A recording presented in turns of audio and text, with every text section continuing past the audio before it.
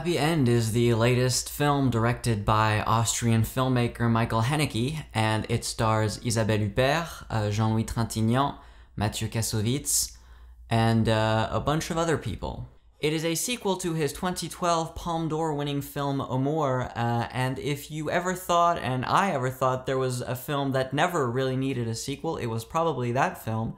But yeah, here we are again. Jean-Louis Trintignant is now living in his large villa in the north of France, and his memory is sort of starting to fade. And while Amour was completely sort of self-contained in this small apartment, observing the life of the end of life of Jean-Louis Trintignant's wife and how he took care of her, and just following this old couple in the last days of the woman's life, Happy End sort of expands the family dynamic on 3 generations. So one that I'll call the grandfather, so Jean-Louis Trintignant, the children, which are played by Isabelle Huppert and Mathieu Kassovitz, who is more well known for his work as a director. He directed, obviously, the classic La Haine in the mid-90s, and it also touches on the grandchildren in that family, with Isabelle Huppert's son, who appears to be in his mid to late 20s, and Mathieu Kassovitz's sort of preteen daughter, who is like 11, 12, 13-ish. I can't really describe a sort of plot for Happy End. It doesn't really have one. It's more a series of events and of moments that the family basically tries to handle. So you have things like, during, not the opening of the film, but very close to the beginning, there's an accident on one of the construction sites that Isabelle Huppert, her company, is running. And you think that there's going to be a little more of that within the film, but it's just like a little side plot, if you could even call it that.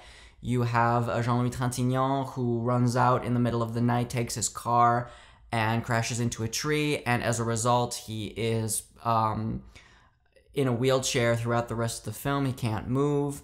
You have Mathieu Kassovitz and his infidelity, and so it's just these small, contained little vignettes of this bourgeois family. So as you would expect in a Michael Haneke film, it really does tackle some very dark subjects. The most disturbing one is probably when Toby Jones drinks red wine with an omelet, which, as you should know, is something that only sociopaths and uncultured barbarians do. But it also touches on, you know, lighter subjects, such as the fact that everybody is fucking miserable throughout the entire film. And I thought this was interesting. I'm not really sure what to make of it, but especially the first and third generation. So Jean-Louis Trintignant, the grandfather, just wants to end it. He's sick of life. He's lived his life, and he wants to kill himself.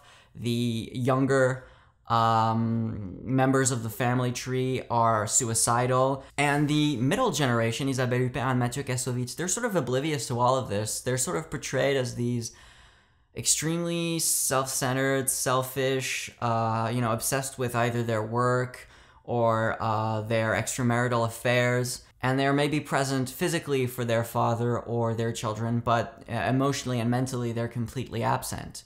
And again, I'm not exactly sure how to interpret that, but Haneke really does seem to despise that sort of 40 to 50-year-old generation, the one that came just after him. And it does prolong some of the themes that were present within Amour.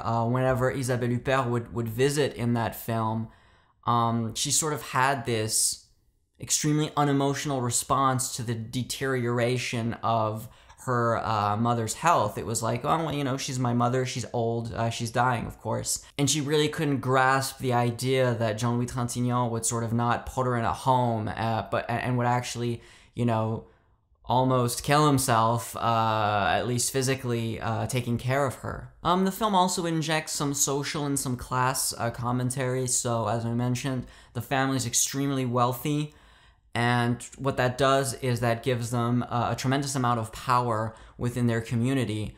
So, for example, they have help, they have personnel, they have a Moroccan lady that cooks and cleans for them.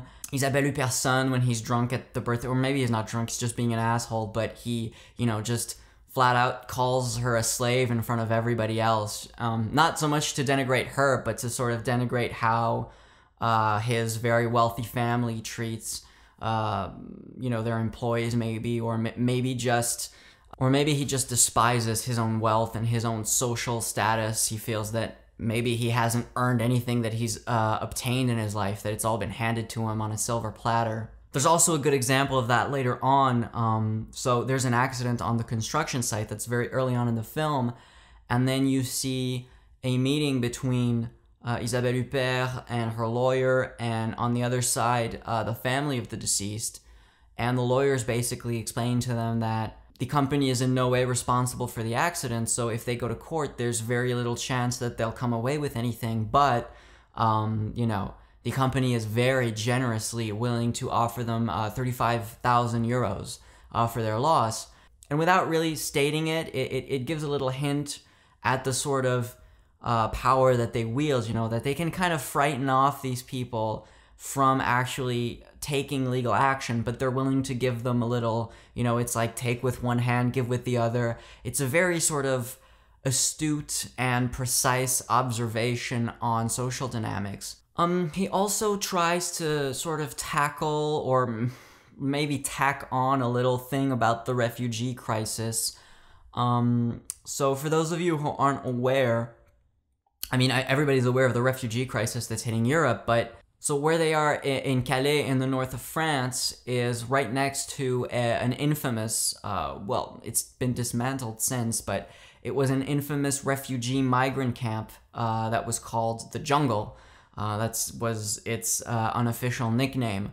And so it's a place where there's a lot of people from Iraq, from Eastern Africa, and from the rest of the Middle East that are trying to cross the channel to get into England. I don't feel the way the film handles that is particularly novel or interesting. It's kind of tacked on. It's a very small part of the film. I really don't think it serves the film in any way to be in there.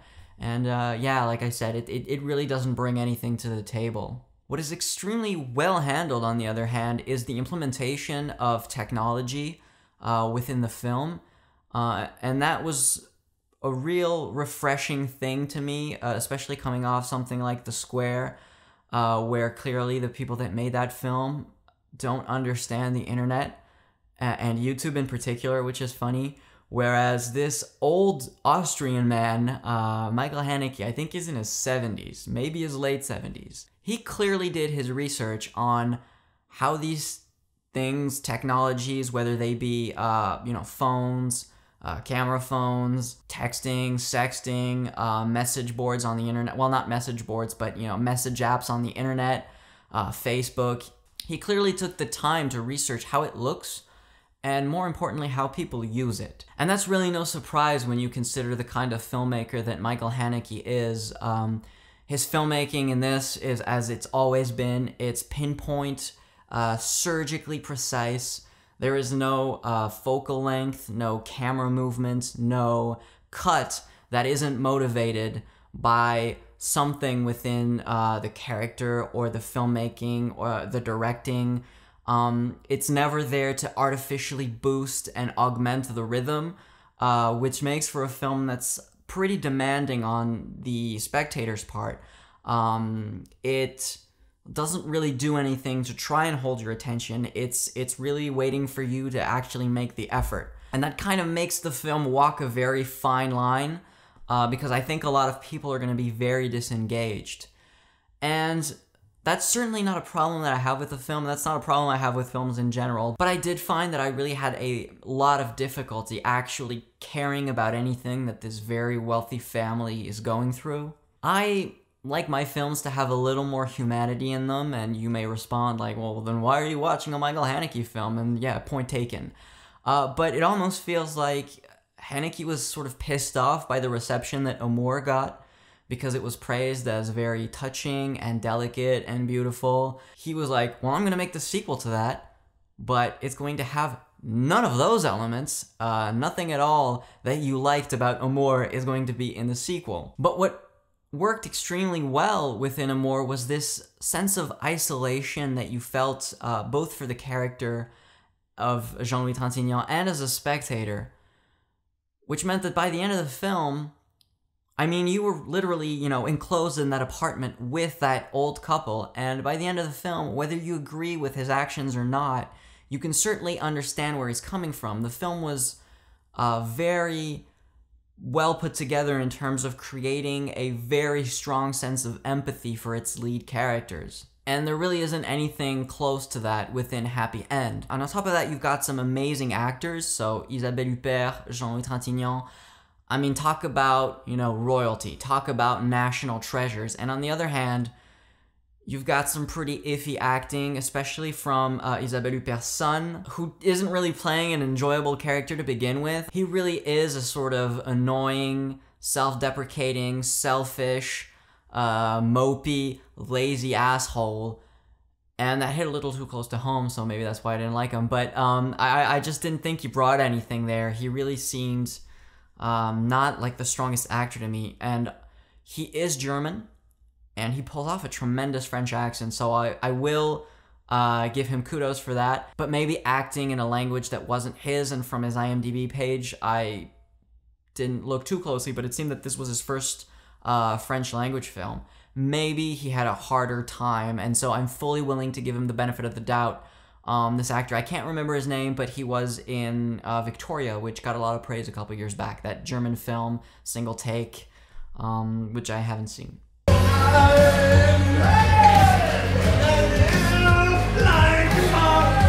And finally, I don't sort of understand what this film brings to the table, particularly as a sequel to Amour. I read a really interesting review. It was a French review. I can't remember who wrote it, but at one point the reviewer states that this is like a new entry in the Michael Haneke cinematic universe. And I thought that was quite funny, but also that sort of makes sense in that in the same way I would criticize a Marvel or a DC film for being made for comic book fans first and, you know, film fans and cinephiles second, Happy End is, in that way, almost made for Haneke fans first. And I'm not the biggest Michael Haneke fan. I admire some of his films. I think that from what I've seen, I haven't seen all of them. The White Ribbon is probably my favorite of his. But, you know, if you take Benny's Video, let's say, I haven't seen any of his older films, to, you know, Amour, and I've seen a couple in there, it feels like this is like the ultimate Haneke fix. Like it sort of distills every single aspect that people would love about his themes, about his filmmaking, and it was very hard for me to jump on board because I'm just not that enthusiastic about him as a filmmaker. I think he's a good filmmaker, but he's generally not somebody that I would rank as one of my favorite filmmakers at all. So if you're like me, I think you're really going to have a hard time really seeing what all the point of this is. And on the other hand, if you're a Haneke head, which is what I'm going to call Haneke fans from now on, you know, this is pure, uncut Haneke, and you will be super happy at sucking somebody's dick in an alleyway trying to get that fixed, because this is exactly what you want.